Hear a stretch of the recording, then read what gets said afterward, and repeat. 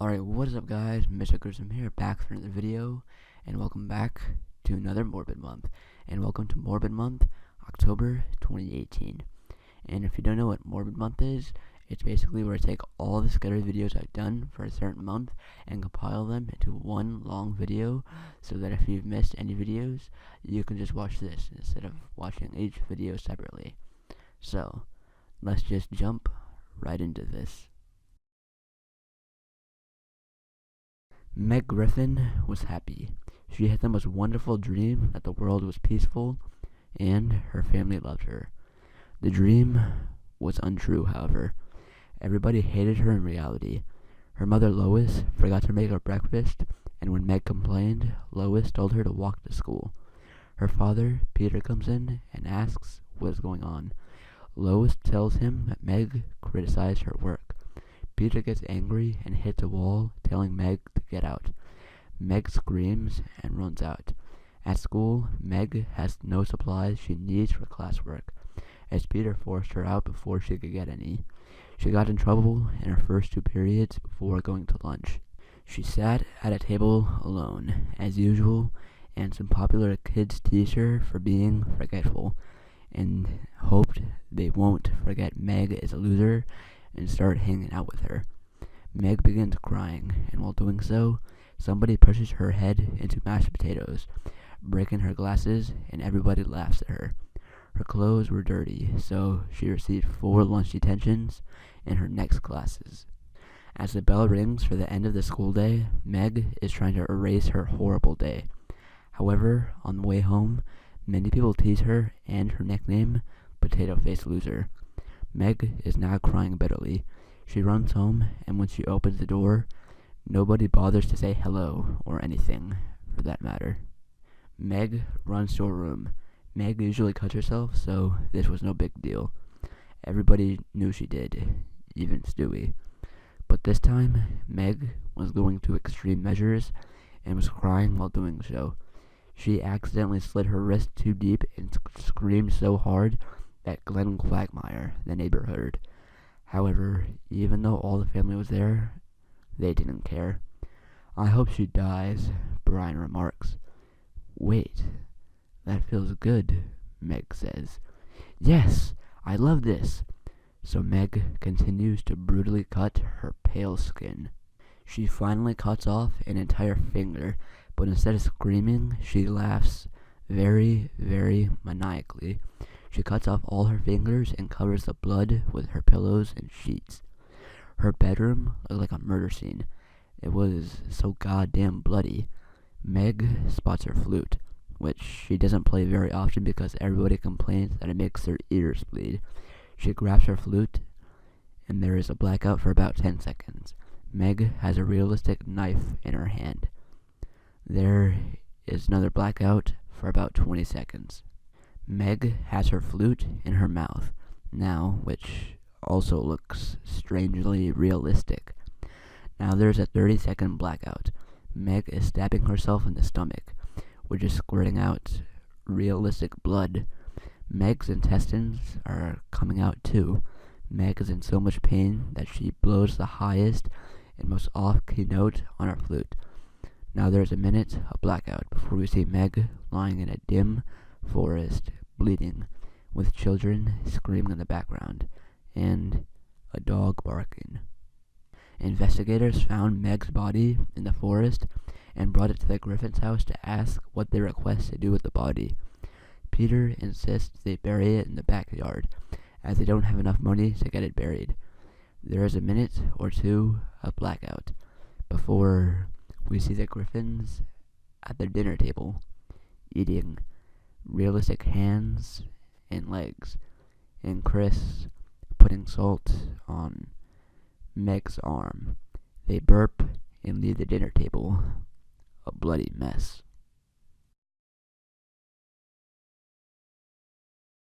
Nate's POV. The time has come. They're dumping us into the arena. I keep telling myself I'm ready, but I'm not. Chris's POV. I can't believe it. It's finally here. I don't have anything to say except shit. Terrence's POV. Fuck. Cam's POV. Oh hell yeah, I am ready to kick some ass. Nate POV. Everyone aboard, the loudspeaker blared. One by one, different squads piled on, and then our squad. Then the bus got into the air. No turning back. We flew for a bit and said goodbye to our home. Soon we reached the island's airspace. The sirens started going off to let everyone know to jump. We, however, are just waiting a few seconds. I throw my hand up to signal the others to wait. 3, 2, 1, I jump, and the others follow. I feel the air rush against my face. Usually during the glide, everyone is safe. But suddenly, somebody lunged at me with their multi-tool. A tool we were all given to gather materials and also use in combat if we had to. Before they could stab me, I used my left hand to pull their arm under my right armpit and let their face make contact with my right elbow. I grabbed my own multi-tool and stabbed them. I flipped their body over, gunfire is coming up from tilted towers, and I used the body as a shield for the gunfire. Thankfully, it worked. Cam's POV. Nate's just above, handling himself. Chris, Terrence, and I are about to land. After a few seconds, we make the landing, and see Nate close to us. Nate makes landing about 100 meters away from us at the swimming pool. Chris waves over at him, and Nate waves back. I'm sure he'll be fine. Let's get looting, Terrence says. The three of us get to looting the gas station, and we find some decent loot. I picked up an AR-15, and Chris picks up a Spaz-12, some C4, bandages, frags, and tons of ammo for anything we could possibly get. We got 12 gauge, 45 ACP, 9mm, 50 caliber, etc. Have a weapon, Terrence? I ask. Yeah, I got an M19 11A1 over here. Also, an L9 6A1 with a 12 times zoomed scope. Got an MP5 SD3 over here, Chris yells. Keep it down, you never know. There could be others around, Terrence tells him. Oh, right. Sorry, Chris responds. Nate's POV.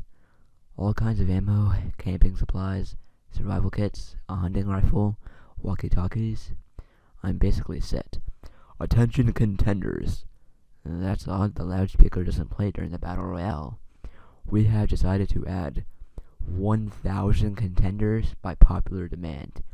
And these 1,000, along with 96 of you, will team up against the squad of Nate, Chris, Cam, and Terrence. Happy hunting.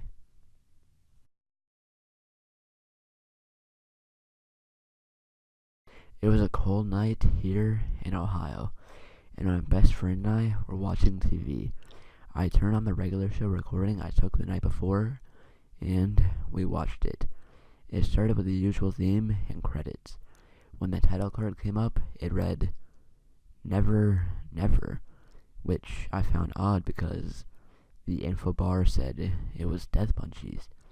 Not only that, but I had seen every episode of regular show, and I was positive Never Never was not a real episode. But instead of being creeped out, I was ecstatic because we thought it was a new episode and that the info bar was just suffering a glitch, again like it does every now and then. We excitedly sat down to watch it. It starts off with Mordecai and Rigby in the woods, just walking around. It was raining, and after a few minutes of this, Rigby randomly points at a large rock and says to Mordecai, I bet you can't climb that. Mordecai argues, course I can, followed by their classic humphs. Mordecai attempts to climb it, but then slips and falls back on his butt. Rigby shines a flashlight in his eyes, asking, Mordecai, are you okay? He shouts. You're fucking with my eyes, dude.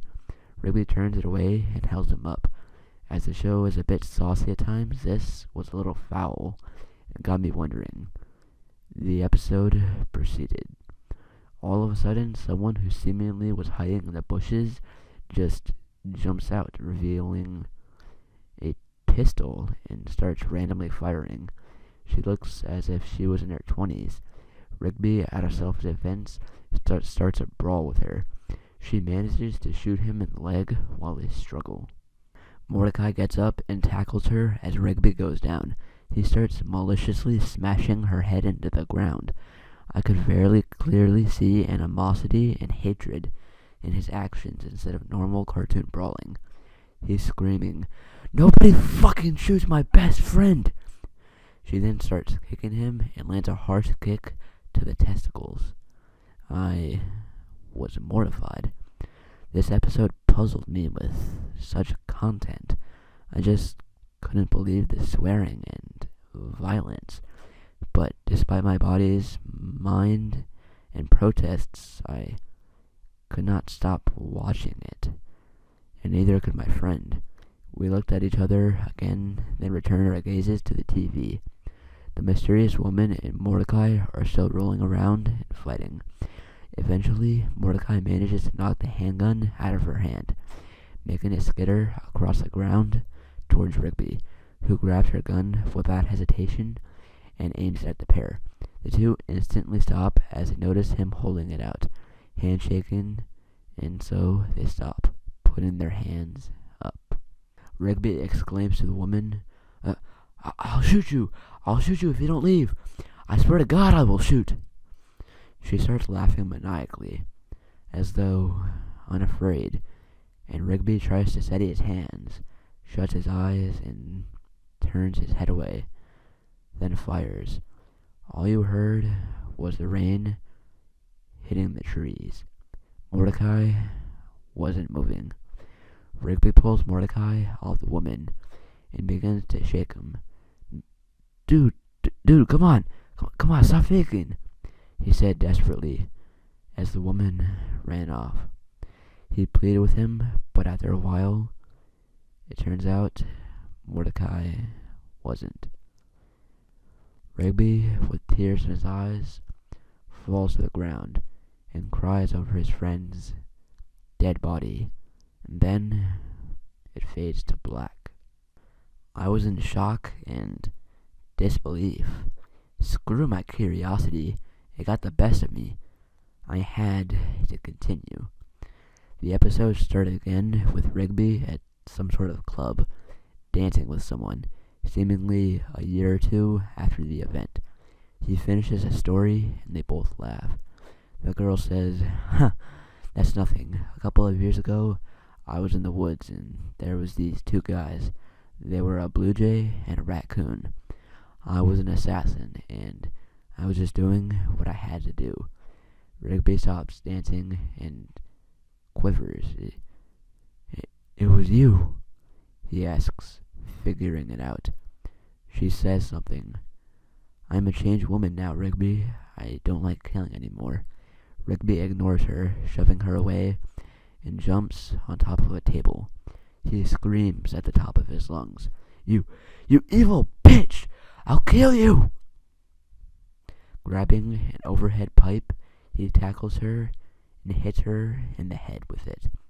She gets visibly injured. Before he can finish the job, he is grabbed by two burly guards and restrained. But he fights them and tries to beat them off with a pipe. "She murdered him! Kill her!" The scene fades out as Rigby is dragged away and the paramedics rush the woman to a hospital. 10 years later reads a time card as it fades back in. Rigby is at home and his little raccoon children are running around and playing. He is holding a picture of Mordecai and him while sitting at a table. His son grabs a stool and sits near him. "Who's that, Daddy?" Rigby grabs his son and a baby cradle. "That was my best friend Mordecai," he says a bit solemnly. "What happened to him, Daddy?" his sons ask. Rigby stops and thinks for a moment. "He passed away. If he was alive, he would have loved you like an uncle," he tells his son. Then there is a sudden knock at the front door, and his son jumps up and answers it. A boy who looks like Mordecai is outside, and his son goes outside and plays with him. Rigby looks outside the window to look at them and says, Well, Mordecai, it looks like you sent one down. Huh, he chuckled. I'll miss you, best friend. I'll miss you. And with that, it just faded away to the kids playing in the front yard. The episode ended. I was told later that someone had hacked the broadcasting system and played a fan episode. Whether or not I can believe that, I have no clue to this day.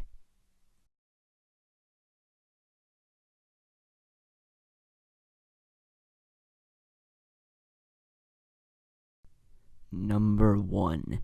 Being one of the first people on the moon has its perks. Being the only one to be forgotten doesn't. Number 2. Please stop, I whimpered as he fastened my other arm to the table. If you let me go, I won't tell anyone. He looked up at me with a wicked smile. How do you think I got you? They gave you to me. Number 3. There was a picture of me in my phone, of me sleeping. I live alone. Number 4. As I walked up the driveway with my new friend, I introduced him to my dad. What friend? He asks, with bewilderment in his eyes. Number 5. I sat up from this horrible nightmare that a gruesome-faced man was trying to get in my home. All of a sudden, I heard my daughter screaming. I ran down the hall, and she was hiding her face in the pillow, screaming and crying, and said, a man was watching me outside. Number 6. I'll hide you in my walls. Your body will never be found. I'll wear your skin as a suit. Your friends will like you more than they used to. Number 7. She woke up to an unusual silence in their bedroom. She looked over as the thing that laid where her husband used to be rose from under the sheets. Number 8. I have never seen anything like it, the way it screamed and crawled towards me. This thing is supposed to be my little brother. Number 9. I'm all alone during a storm when the power goes out. Lightning strikes, and there's a man standing in my hallway with a knife. Number 10. I woke up to the sound of screams and the feel of immense heat surrounding me.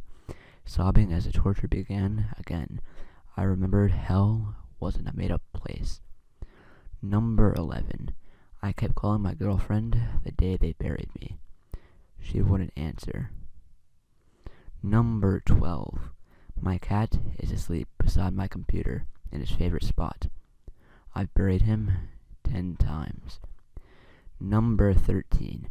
I've been scrubbing my hands non-stop for weeks. The blood just won't come off. Number 14.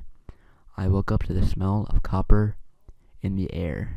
I had done it again. Number 15. I look at my clock.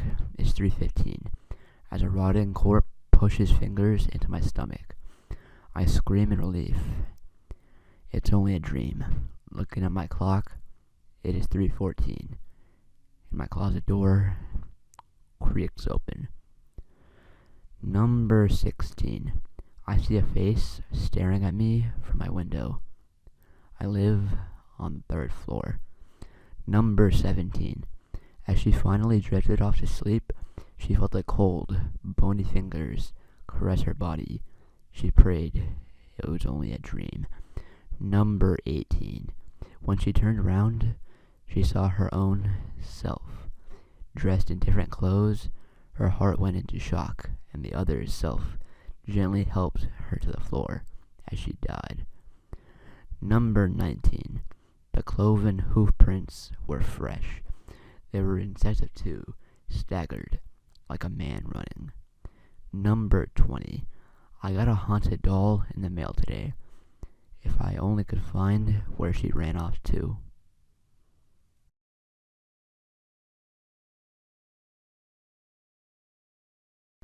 This happened on a trip sanctioned by my former high school.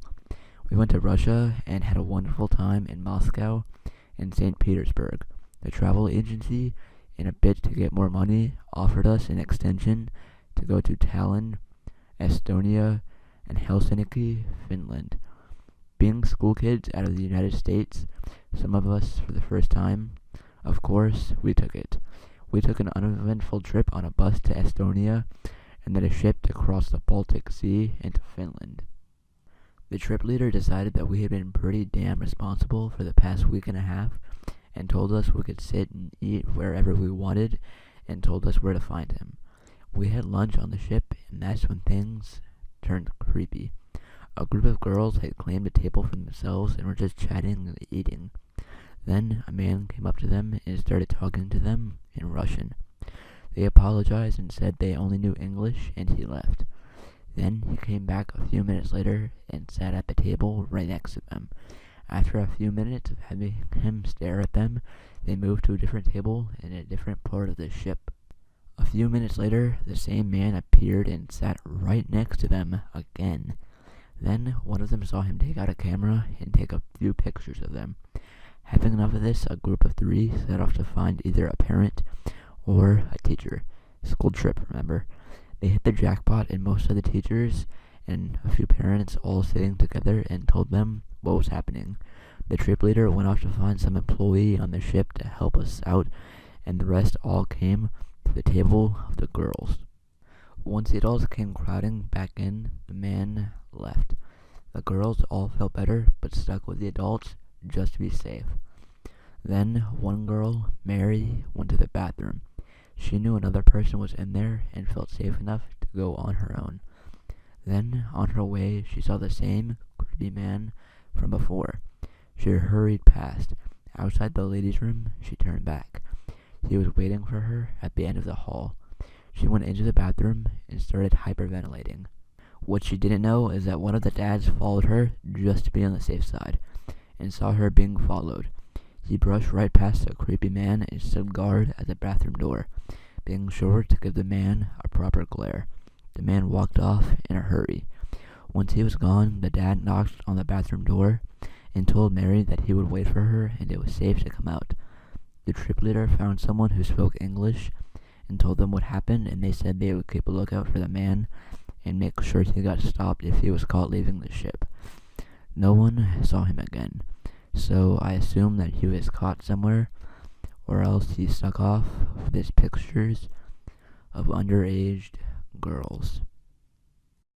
I stumbled upon this forum a few weeks ago and have been lurking daily to read all the new stories. Recently, I remembered a really messed up story from my childhood and got my dad to fill in the blanks. I felt this story was appropriate for this particular forum. This is how it went. About 8 years ago, when I was 10 years old, my dad and now ex-stepmom got into another knockdown, drag-out fight. So, in order to get away for a few days, my dad loaded my older sister and I into his truck and took us down south a few hours to my uncle's house to spend the weekend. On our last day there, my dad took my sister and I to an old battleship that had been turned into a tourist attraction. After about an hour of walking around the ship, we met up with this random old man. He was dressed in an old ratty t-shirt and some baggy shorts.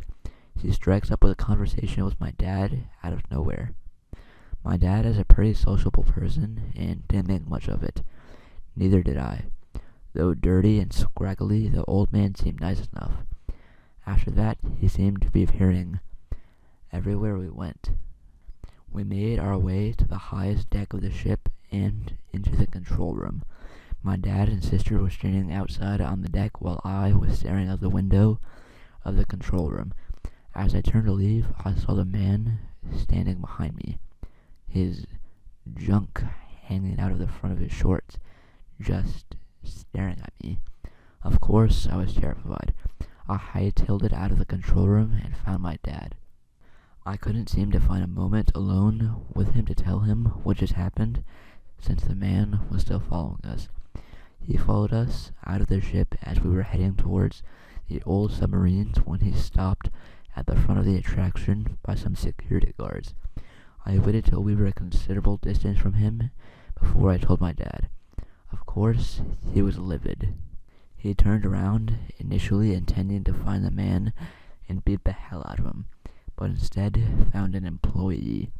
He stated his complaint and the employee just sighed and nodded knowingly. She said that they had several complaints around the ship stating the same man was exposing himself to others on the ship and that the cops had been called. I've never gone back to that ship. I don't think I even could, even if I wanted to.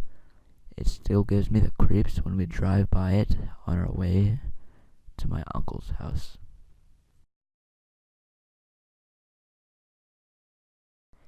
Terrence's POV. What the fuck? I can't believe it. We're fucked. I can see the fear in Chris's eyes, and I know he sees it in mine. Cam, like a dumbass, just thinks of it as more targets. Shit, shit, shit, Chris yells. Nate's POV. Fuck this, I yell, kicking over the trash can. Now we have to kill how many people? Over 1,000? How the fuck are we going to do that? I gotta get to the others right fucking now. All of these plays in my thoughts, and that's when I hear the gunfire. Cam's POV. Get under cover, I yell at Terrence and Chris as the bullets fly our way. We duck behind a stone wall as gunfire comes from the hill behind the wall. Binoculars, I say to Terrence, gesturing my hand for them. Instead, he uses them to scout. East at about 80 degrees, 2 guys, he yells out to me. That's all the input I need. I peek around the wall and fire my rifle their way. As I shot, I could see them duck behind a tree. I've got them pinned down now. The moment one of them peeks out to shoot us again, I fire my gun and hit him in his chest. The other guy tries to make a run for it, but Terrence hits him with his sniper rifle. We handled that well because of the gunfires. There's surely more to come, Chris says. Running towards us from behind was Nate. You guys okay? He asks. Yeah, 2 guys, let's check what they had and then head into the soccer field, I say to them. You're not the leader and you can't do everything, Cam, Chris says to me in objection. I'm sick and fucking tired of being treated like a soldier. I'm better at all of this than the rest of you, I yell at them. And it's true, fucking Nate thinks he's fit to be leader. This isn't a school, it's a battlefield. You've got to shoot at everything. Brains and plans aren't needed here. Calm the fuck down, he's got a good plan. We'll go with him, Nate says. You're not the fucking leader, and you're not giving fucking orders, I yell at him. I was trying to calm it down and compliment you, and you're gonna throw it at my fucking face? Some leader material you are, he says. And now, I've had enough. I drop my gun and throw a hook at Nate, dropping him to the ground after making contact with his face.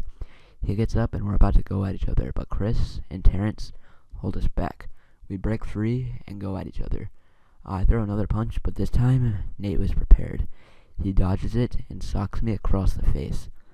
He picks me up by the shirt and bashes my back into the stone wall. I'm trying to keep you alive, you miserable piece of shit. So, you're going to fucking listen to me, Nate screams in my face. I don't know what to do other than listen for now. But, I'll have my moment soon enough. Nate's POV. I can't fucking believe this guy, so caught up in his own ego that he can't put it aside for the good of the others. Come on, we need to move, I say to the group. We have looted the soccer field, and there is an abandoned house a bit to the east. We were on our way to it when once again the loudspeaker played. This is in advance of our previous announcement. The following contenders have been added to the previously stated team of 4. Trinity, Samil, Fitzroy, Patrick, Brindavan, David, Madison, Antonio, TJ, Sharissa, Juan, Laz, and Andrew. These team members are being dropped off in Tilted Towers. Good luck.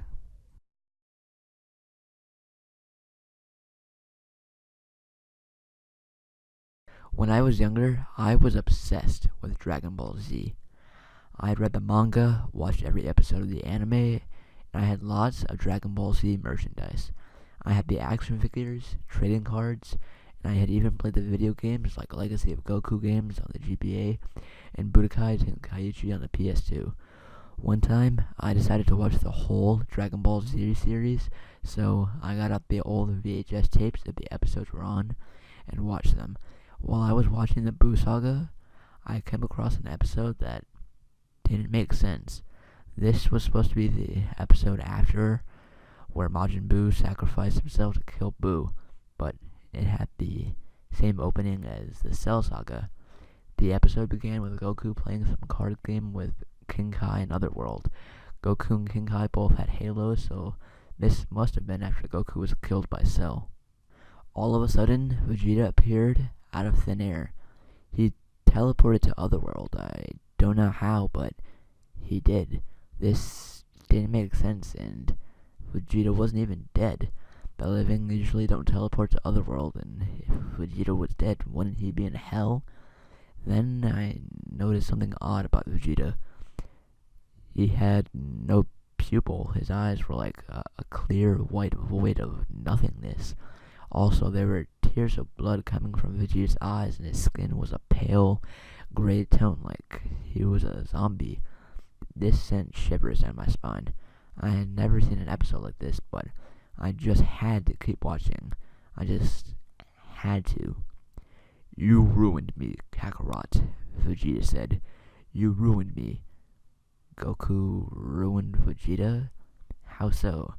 Out of curiosity, I kept watching. The screen then cut to black and it showed Gohan doing his homework. Then Vegeta teleported in his room. "He ruined me," Vegeta said. "Now I will kill all that he loves." Gohan turned around and saw Vegeta. Vegeta, what happened to... Before Gohan could even talk to him, Vegeta did a straight arm punch into Gohan's chest. His fist went through Gohan's flesh and broke through his ribcage. Gohan like that. I thought Vegeta kind of cared about Gohan. He practically saved him in the fight against Cell. I had never seen anything so gruesome on Dragon Ball Z. Dragon Ball Z was violent, yes, but there was never anything that gruesome on Dragon Ball Z. Never. Vegeta was holding Gohan's bloody heart in his hand. He ate the heart like a cannibal and got blood all over his face. Then he licked the blood off his mouth. I felt so sick. I wanted to vomit. What kind of sick, twisted writer would even air an episode like this? As soon as this episode started, I knew it was just a lost episode that they never aired, and just now I had seen it been aired. I kept watching, but I regretted it. I wanted to know why anyone would make an episode like this. Then Vegeta bent down over Gohan's dead body and pulled on his hair. He ripped his head off and decapitated him. Blood spurted out from the stump where Gohan's head used to be. Then Vegeta devoured Gohan's head completely in a few seconds, leaving only a bloody skull left. Disgusted by this, I fast-forward through this part. Vegeta was crouched down over Gohan's bloody skeleton. He had eaten the flesh off of his whole body. I was so disgusted by this that I paused the VHS so that I could vomit in a bucket. After all that I had seen, I, for some reason, still wanted to watch, so I hit play. It then turned to Vegeta, who had killed Chi-Chi and ate the flesh off her whole body too, leaving only a bloody skeleton left. Chi-Chi had been pregnant with Goten at this time, and Goten was still growing in Chi-Chi's uterus. Vegeta killed and ate Goten when he was only a fetus, and he devoured Chi-Chi's uterus. I covered my eyes at this part, and I was crying. I had never seen anything so disturbing in my life. Then Vegeta teleported to Kami's lookout. Piccolo, Dende, and Mr. Popo were on the lookout, and were troubled by something, as if they knew what had happened. Piccolo looked at Vegeta and clenched his fists. He screamed with rage and powered up. Then he lunged at Vegeta and tried to kill him. He could not believe what he had done to Gohan, Chi-Chi, and even Goten. Vegeta grabbed Piccolo by the neck and ripped his head off. Purple blood spurted out of the stump where Piccolo's head used to be. I was sad and I started crying because Piccolo was my favorite character, and it broke my heart to see him killed in such a gruesome way. Mr. Popo and Dende had watched in horror as Vegeta had killed Piccolo. They then panicked and tried to flee, but then Vegeta grabbed Dende and Mr. Popo by the necks and ripped both of their heads off like he had done to Piccolo. They both screamed in agony and fear when their heads were ripped off. I started sobbing uncontrollably. I couldn't watch it anymore. It was too horrible to watch. Crying, I had told my dad about everything, and he believed me. My dad took the VHS tape and ran it over with his car, and destroyed it. After this, I never watched Dragon Ball Z ever again. I am no longer a fan of it anymore, and I sold all of my merchandise to get rid of the memories.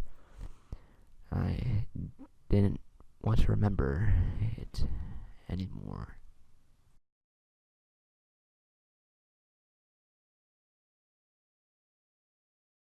Finally, Call of Duty Black Ops 4 had come out. I had been waiting forever for that game. I had gotten bored of Fortnite back in Season 5, and now Black Ops 4 was here. I pre-ordered it, of course, so, that I could play the beta. And when Friday, October 12th came along, I was going to be playing that. And once I did start playing it, the game was just absolutely amazing. Multiplayer, zombies, blackout, and that other part with all missions about the specialists. But as I continued to play the game, however, something weird started to happen. What I mean is that every time I played, I got this tingling sensation, and it kind of hurt, but I ignored it thinking, that it was nothing. But, of course, like some creepypasta type of shit, it continued. Every single time I played Black Ops 4, I felt that tingling sensation, but over time, it got worse. But at the beginning, I didn't know it happened only when I played Black Ops 4. And eventually, it turns into a burning sensation, and then into rashes on my skin. I didn't know what was going on, so I told my parents, and they took me to the doctor's office. The doctor said that there was nothing wrong with me at all. And in fact, they said I was the healthiest patient that they had ever seen. So this confused me even more, until at that moment I realized that it only happened when I played Black Ops 4. So just to test it out, when I got home, I turned on my Xbox and started to play. Of course, it started to happen again, but this time it was 10 times worse, and when I exited the game, it was still happening, and it continued like that for 3 straight hours. The pain, I can't explain how unbearable it was, or it still is. It's like a pain that I can't even comprehend, and it has happened up until this point that I'm writing this, and it just happens whenever. It's like a switch or something, and I can't take it anymore. I just can't. It's too much pain, so I'm going to do the only thing that I can think of to get rid of it. I'm going to end it all. So I'm just writing this as a note to my family and all my friends. I love you all, and you have given me all a good life. And to tell you the truth, this is for some reason a Black Ops 4 fault, and I don't even know why.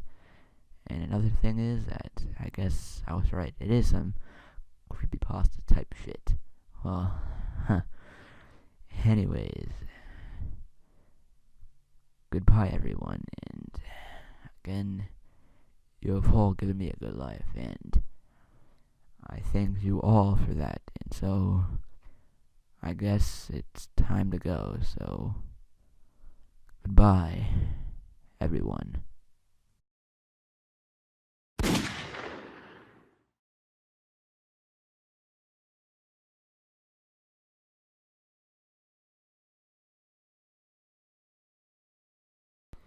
Damn it, damn it, damn it!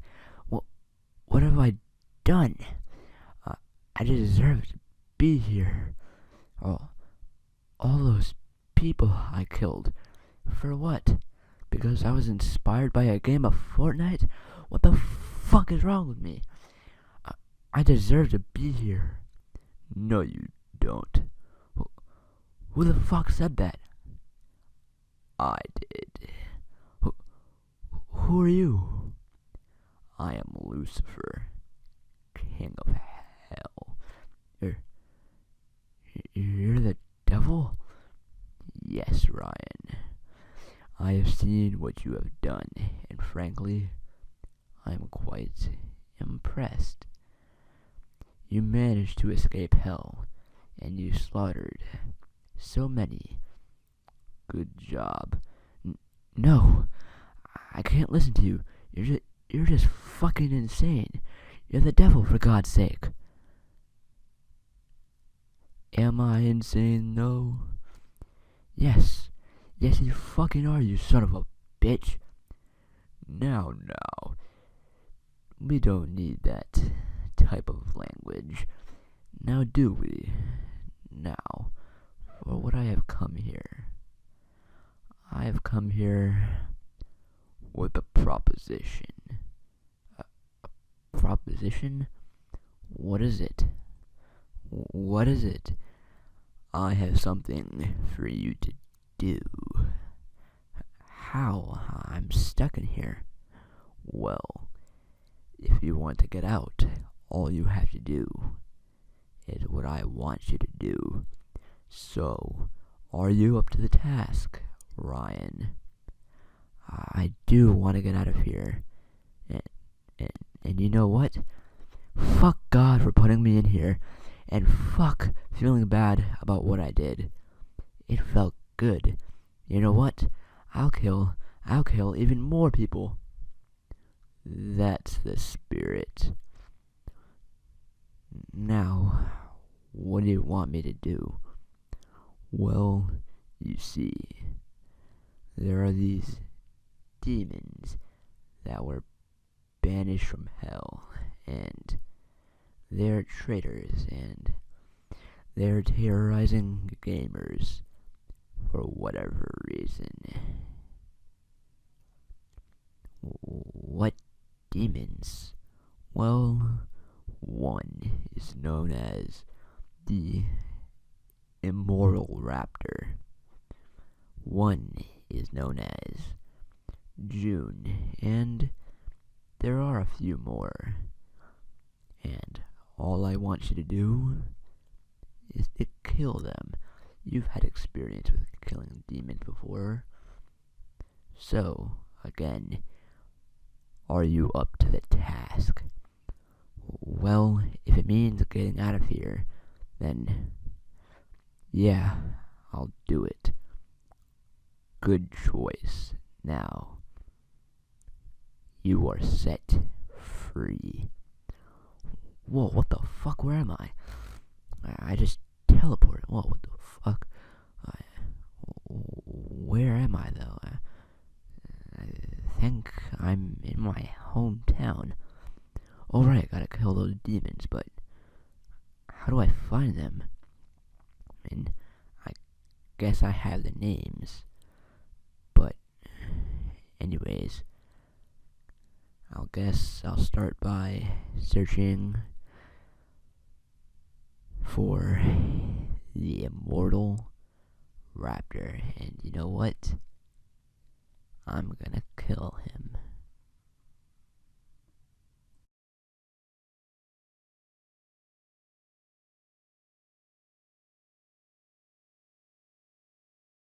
Have you ever watched Scooby-Doo? I mean, really watched it. If you have, then you've probably been as confused as I have been.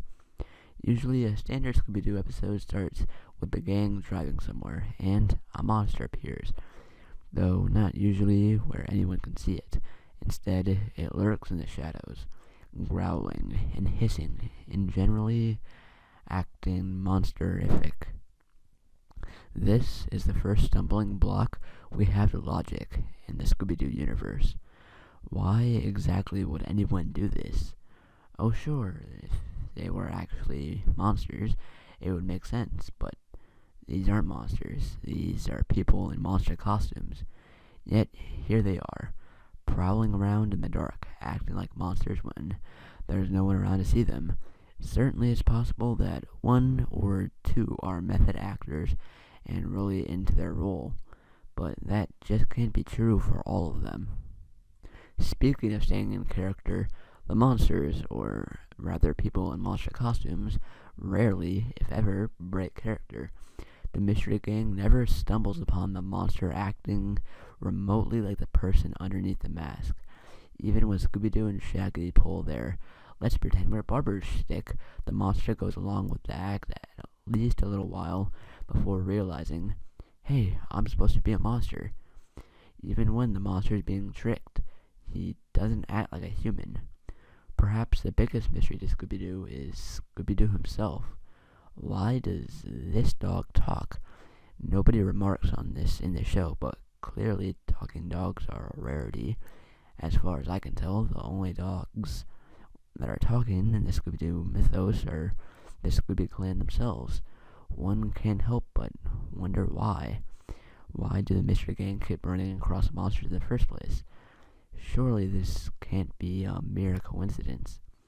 It's as if fate is drawing our intrepid gang of teens into these strange adventures. Indeed it is, as we shall soon see. The secrets of Scooby-Doo began long before the show even starts, perhaps long before the Scooby Clan was even born. My theory is that, at some point in the past, a person performed a spell that brought dark magic to the earth. This magic manifested in the form of cursed monster costumes. That's right, cursed monster costumes. It's a sensible explanation.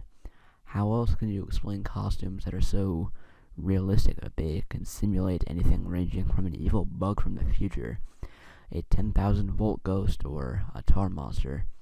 Think about this for a moment. How can anyone take a wetsuit and a car battery and make themselves into an electric monster, or a tar beast? It's not possible, at least, without some magic on your side. These costumes were spread around the earth by sinister forces. Every so often, a person of questionable moral fiber discovers them. The costume uses their power to coerce these vulnerable souls. If the soul is vulnerable enough, the idea of running around in a monster costume to frighten people makes perfect sense. Compelled by dark forces, the person puts on the costume and actually becomes a monster. This is why they never break character, why they enjoy lurking in the darkened woods, and why they can manifest surprising powers such as super strength. It's magic that makes it happen. Over time, the costume becomes more controlling. Its eventual goal is to transform the person from a costume into a genuine monster. Often, by the time Scooby and the gang are involved, this is dangerously close to happening. That is why, even when caught, the monsters will rarely admit defeat.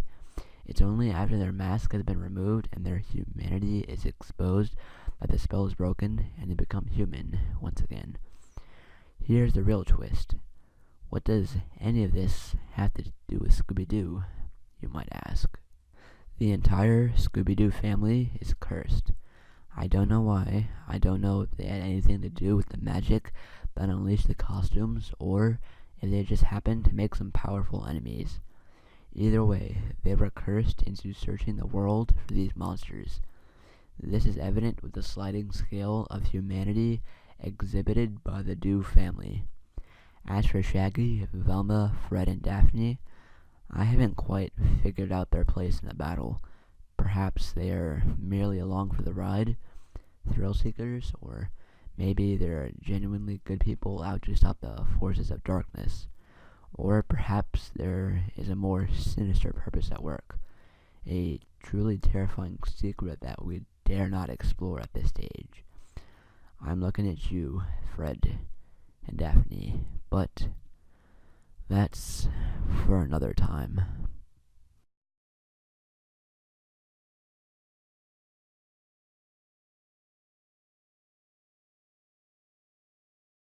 Esteemed humans, I'm here to apologize for my kind's reckless behavior on yours. You tended to find the harassment by the scum of our society as supernatural and scary, when, in fact, we are completely rational, albeit non-material beings. Let me explain with a brief summary of human and post-human evolution. Until about 70,000 years ago, a billion years ago in my time of origin, Homo sapiens were nothing but insignificant apes roaming the East African savanna. But one day, a little error was made while a sperm was matching its genetic code with an egg. We call that error the cognitive revolution. That error changed only the wiring of the sapiens' brain, namely, it made the brain more flexible. Using its newly gained mental flexibility, sapiens adapted mentally to any new condition. Before the revolution, humans only passed down the same tools from their ancestors. But the new breed of humans could invent new tools that helped them conquer the planet in a matter of a few millennia. Note that the new breed of humans, basically anybody who is capable of reading this, have extremely different dreams, ambitions, and sorrows than their ancestors. Those new thoughts were so deep that a human born before the cognitive revolution had no hope of understanding them. In short, if you were trying to explain the Bible or the theory of relativity to someone born before the revolution, they wouldn't even understand the basic concept of God or of time. Next came the agricultural revolution. Humans who had previously hunted and gathered all across the globe and fit somewhere in the middle of the food chain learned the absolute basics of biotechnology. They could feed themselves by growing crops. This way, they could live sedentary lives, and so they had more time to sit and think. It didn't take the tribes who could raise crops to subjugate hunter-gatherers by sheer numbers. In turn, this allowed religion and empires to flourish. These primitive structures would take some of the crop yield in exchange. They would provide security, physical and psychological. A problem with kings and priests were that they blindly assumed that they knew everything there is to know about the world, but a series of unfortunate and unexpected events, such as the Black Death and the discovery of America, caused several folks from Europe to leave that assumption aside, which led to the admittance of ignorance and the will to learn the truth. This is known as the scientific revolution. In the wink of an eye, approximately 550 years, between the 1500s and 2050s, this revolution led to a chain of technological events that ended with the singularity. To explain the singularity, we must first explain the final few generations of Homo sapiens. In fact, you are one of them. You have hit your biological limitations. In other words, your technology has become so advanced that your old-fashioned organic bodies cannot keep up. Think about it. The human lifespan is stuck around 80 years. Computers process information faster then your brain can perceive the result. The next logical step for your generation is to evolve beyond biology altogether. And your successors, our far ancestors, have done just that. That brings mankind to the singularity, also known as the second cognitive revolution. This revolution came about when our ancestors replaced their organic brains with supercomputer arrays. Along with the organic brain, almost every human emotion was forgotten, only to be replaced by deeper and more complex ones. Do not try to understand them. You are in the exact same situation as the sapiens before the first cognitive revolution. You should know that our cybernetic ancestors have managed to colonize and subjugate the Milky Way and many other galaxies. They were feared overlords of a considerable part of the universe, but even they had to give way to the final stage of evolution, the transcendence. The last generation of cybernetics was able to bend and reshape all the 10 dimensions of the universe at their own will, but they themselves were confined to a physical body. Just like your organic bodies couldn't keep up with your technology, their physical bodies couldn't keep up with their abilities. So, we became independent not only of bodies, but also of time and space.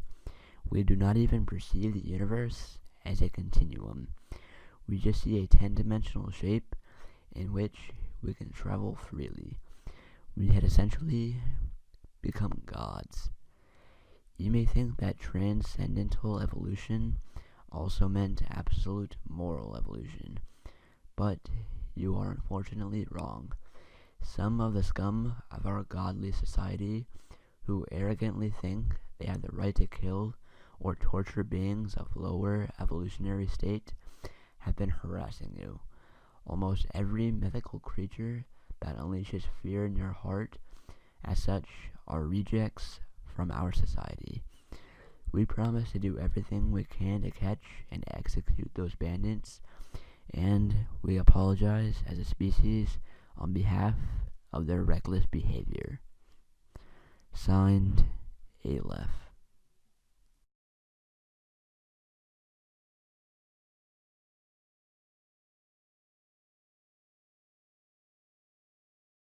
I was 12 when this happened, and yes, this is a real story.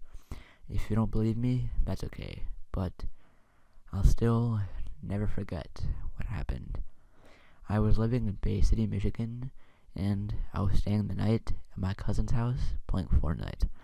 My uncle and aunt shouted to my other cousin, who was in the bathroom.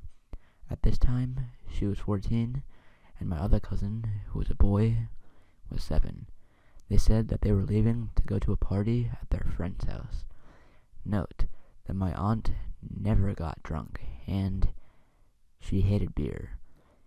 And they left, and so we decided to play The Floor is Lava. We were pushing each other off the bed into the lava when my cousin's phone went off. She grabbed it and saw she had a text. It was from a random number, and it said 989. We couldn't see the rest of the number. She opened it up, and it said, "I'm coming." My cousin started to freak out. We had some weapons ready in case something did come. We sat down and watched some YouTube. About an hour later, we had the TV off and were playing The Floor is Lava again. That's when we heard a bang on our door. I ran to the front door and locked it. I then grabbed a glass Fanta bottle and handed it to my cousin as a weapon. My cousin then went and locked the back door. Also note that the front door is in the entrance, and the door taken inside the entrance is very loud. We didn't hear the entrance door open, so we knew it wasn't a person. Also, it couldn't be an animal or a tree. I grabbed a broom, like that's going to do anything, and I told my cousin to break the glass bottle if they were in trouble. We called our aunt, and she said that they were on their way. We relaxed. We had a dog that, of course, would go to the door if anyone was there. The dog, named Princess, went to the door and stayed there. We heard banging on the door, and it became louder and louder. My aunt and uncle then came home, and the banging stopped. I peered out the window, and a guy in a black hoodie stood at the other side of the road, just staring at me. I thought I could see his eyes. They were pure black. A car then passed by, and he disappeared along with it.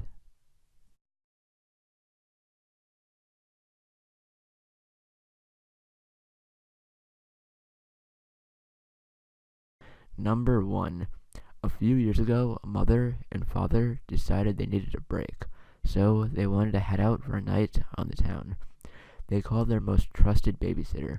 When the babysitter arrived, the two children were already fast asleep in bed, so the babysitter just got to sit around and make sure everything was okay with the children. Later that night, the babysitter got bored and went to watch TV, but she couldn't watch it downstairs because they did not have cable downstairs. The parents did not want the children watching too much garbage, so she called them and asked them if she could watch cable in the parents' room. Of course, the parents said it was okay, but the babysitter had one final request. She asked if she could cover up the angel statue outside the bedroom window with a blanket or a cloth because it made her nervous. The phone line was silent for a moment, and the father who was talking to the babysitter at the time said, "Take the children and go outside of the house. We'll call the police. We don't own an angel statue." The police then found both of the children and the babysitter slumped in pools of their own blood within 3 minutes of the call. No statue was found. Number 2. A young girl is playing in her bedroom when all of a sudden she hears her mother call to her from the kitchen, so she runs down the stairs to meet her mother. As she's running down the hallway, the door to the cupboard under the stairs opens, and a hand reaches out and pulls her in. It's her mother. She whispers to her child, "Don't go into the kitchen. I heard it too." Number 3. My daughter woke me up around 11:50 last night. My wife and I had picked her up from her friend Sally's birthday party, brought her home, and put her to bed. My wife went into the bedroom to read while I fell asleep watching the Braves game. "Daddy," she whispered, tugging my shirt sleeve, "guess how old I'm going to be next month?" "I don't know, Beauty," as I slipped on my glasses. "How old?" She smiled and held up 4 fingers. "It is 7:30 now. My wife and I have been up with her for almost 8 hours. She still refuses to tell us where she got them from."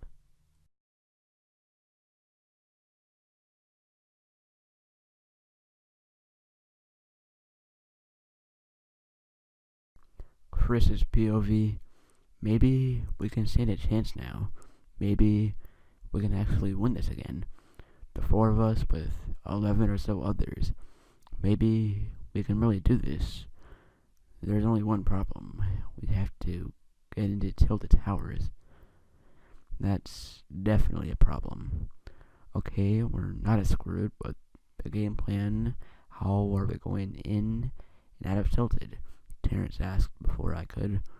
"I don't know yet. Terrence will definitely need your scouting abilities. Along the path we were going to take east, there's hills just over Tilted. You can take your sniper rifle and then scout us a path," Nate says. Terrence gives him a nod, and then we move forward, up the hill to the outside of the soccer dun and into the abandoned house from our plan. We scavenge it, but don't find much to our advantage. There were, however, some bottles of alcohol I saw Cam shove into a bag while he thought no one was looking. We shouldn't be drinking in the field, but I suppose we all need a break in our own way. We keep moving and climb onto the hill. Terrence unstraps the rifle from his back and begins looking down the scope. Right now, everything we do relies on him and Nate. Terrence's POV. Through the scope, I see nothing. Tilted is looking quiet. Too quiet. See anything? Chris asks from behind. No. Now I'm trying to judge where they could be waiting for us. I whisper quietly to him. That's when I noticed a building at the far east. I'd probably be the most strategic. It's going an exit to the river right beside us, and we would only have to come one major street for a few seconds to get to it. Aside from that, we'd be in tight alleys. I think I've got them pinned down, I say to the rest of them. They're probably in that building at the far east. Probably. What if they're not? Cam asks. Then we'd have to search, I tell him. And what makes you so sure they are? Cam says to me. And if they want to survive, they'd have to play it real strategic. After I say this, he has no more objections. Typical. Alright, let's get moving, Nate says, and quietly slides down the hill. The rest of us follow suit, and then he quietly leads us through the tight alleyways of Tilted, and as we crouch through it, it seems I'm not the only one who noticed Tilted is far too quiet. Nate seems to be on high alert. Of course, anyone would be on Tilted, but something tells me that's not the case of Nate's caution right now. We keep moving slow and stealthy, and that's when we reach the open street separating us and the building. Okay, this is risky, guys. We're gonna need to be quick. Get ready, Nate says. I take a deep breath, and then Nate starts a countdown. 3, 2, 1. Right as his finger goes down, the four of us book it across the street, then quietly hide behind some shrubbery and other surroundings. After a minute or two passes, we decide we're going to go and make way for the building. Hopefully, this turns out fine.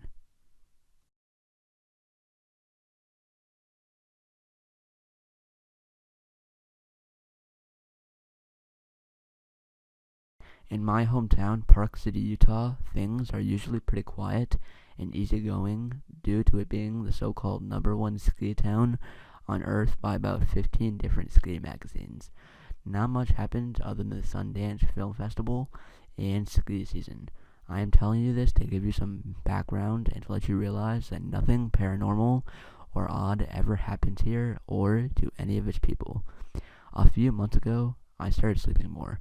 This is because I am still a teenager and I am probably still growing. When I say sleeping more, I mean a lot more. My daily routine is usually school, eating food, then sleeping until the next morning, which I would later come to find out is very unhealthy psychologically. This whole sleeping thing seems irrelevant, but I will get into it shortly. A dream is defined as a series of thoughts, images, and sensations occurring in a person's mind during sleep. The dreams I started having were more defined as an event or an occurrence. What I mean by this is that they started to seem very real, and I started to believe that they were real. Some days I would think back to something believing that it was real and not even realize that it was a dream. Then the dreams got violent. Some nights I would wake up from screams or loud noises echoing through my spine and seemingly my house. I would always assume that they were just nightmares and go to sleep, but they just kept coming back. I started losing sleep and doing whatever I could to get out of having to go to bed. It got to the point where I could even take on extra assignments at school so I could be doing something that would keep me awake. I can't seem to get out of this loop. I have tried everything.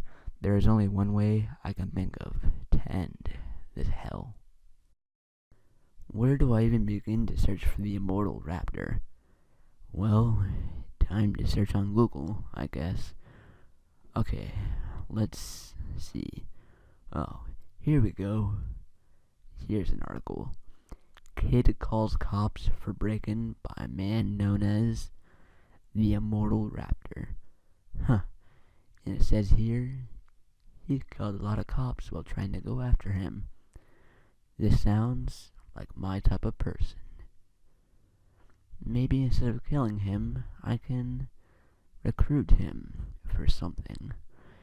It also says here that the kid and his family went into hiding because of him. That was all the information I needed.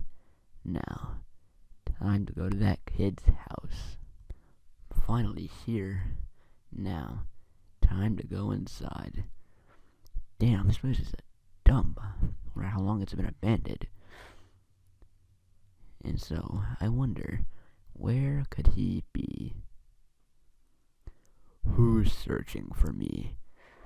Oh, so you're the immortal raptor. I am. And who the hell are you? The name's Ryan, and I was sent here by someone to kill you. Ha! You really think you could kill me? Oh, trust me, I could. At any time. Oh, and I know you're a demon. What? But how? Because a certain someone told me. So, are you going to kill me? No. I have a better idea. Why don't you join me? And if I don't join you, trust me, you don't want to find out what happens if you say no. Fine, but if I join you, what would we even do?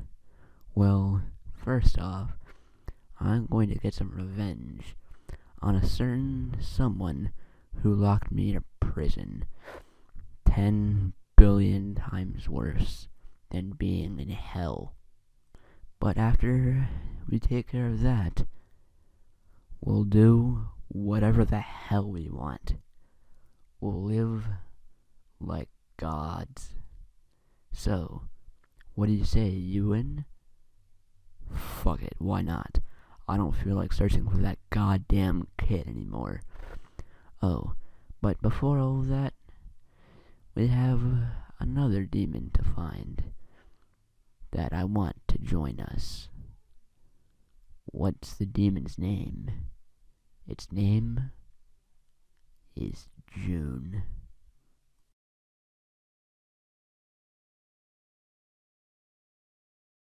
Peter and Betty Fabiano were just getting ready for bed when they heard the doorbell ring on October 31st, 1957. It was after 11 p.m., a little late for trick-or-treaters, but Peter reluctantly headed downstairs and grabbed the candy ball. It was Halloween, after all. Will was one more kid, but when he opened the door, Peter got the shock of his life. On his doorstep stood a grown woman in blue jeans and a cheap mask, pointing the bottom of a paper bag at his chest. Upstairs, Betty Fabiano heard a loud pop, then the screech of tires as a car sped off outside.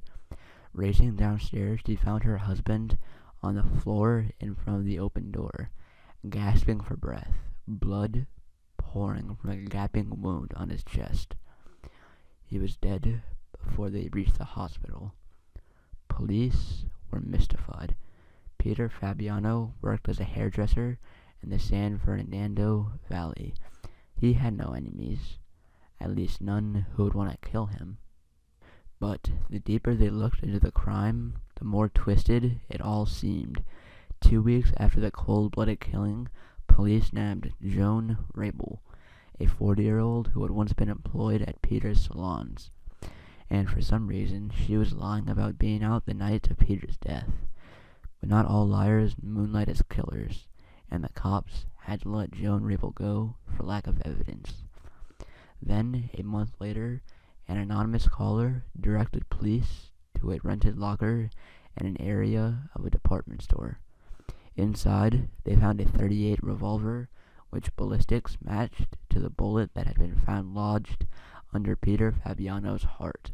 The locker wasn't being rented by Joan Rabel, however. It belonged to a woman named Goldine Peaser, who worked at a local children's hospital and had no connections with the Fabiano family. The clues were there, but none of them made sense. until Peter began to confess. Goldine Peter and Joan Rabel, it turned out, were lovers. For months, Rabel had told her about a man named Peter Fabiano, whom the latter called evil and vile. Rabel regaled Peter with sickening stories of Fabiano and the way he abused his wife, and before long, Peter began to hate this man she'd never met. She agreed to help Rabel kill him. With Rabel's money, Peter bought a gun. Rabel drove to Faber's house, and Peter, shaking so hard she had to use both hands to steady the revolver, put a bullet into Peter Fabiano's chest when he opened the door to give her a piece of candy. But why would Joan Rabel spend months putting this idea of hate in Peter's head? Simply put, Rabel had been sleeping with Peter's wife, and it seemed she just wanted to get him out of the way. After trials, Rabel pleaded not guilty, and Peter pleaded insanity. Both agreed to a plea deal for second-degree murder and life in prison. On the night of October 31st, 2009, 3 teenage girls were hauling bags of candy through a quiet suburb in Woodbridge, Virginia. Just north of them, in Arlington County, a man named Aaron Thomas was climbing into a yellow Chrysler 300 sedan. In his pocket was a cigarette lighter shaped like a 9mm semi-automatic. Thomas had once lived in Woodbridge. He shared a small fixer-upper with a woman named Joelle Hicks and her young son, whom he raised as his own. The relationship didn't work out, but they remained friends. In fact, Hicks was the reason Thomas was in town that Halloween. He was helping her move out, and it was her car he was driving after all. Thomas set out that night to buy a new shirt, but he soon found himself cruising by their old house, lost in the memories. He spotted the 3 teenage girls trick-or-treating. It was raining, and it was getting dark, and the girls were alone. Thomas parked the car, and before the girls knew what was happening, Thomas was pointing the fake gun at them and forcing them into a wooded backlot behind a CVS pharmacy, where a steep slope took them to the bottom of a rain-drenched ravine. Thomas ordered the girls to line up and to lie down. One of the girls later said, "I was praying. I thought that was it. I thought I was going to die." Another girl managed to send a heart-stopping text to her mother. "Man raping my friend in the woods behind CVS. Call 911. Then she dialed 911 herself. Thomas was too busy to notice. Police converged on the site within minutes, sending Thomas fleeing into the woods. He tossed the lighter away, doubled back in a wide circle, and then calmly walked past dozens of police officers to his car in the CVS parking lot and drove away. From 1997 to 2009, families in New England had a new reason to lock their doors at night, although they didn't know it.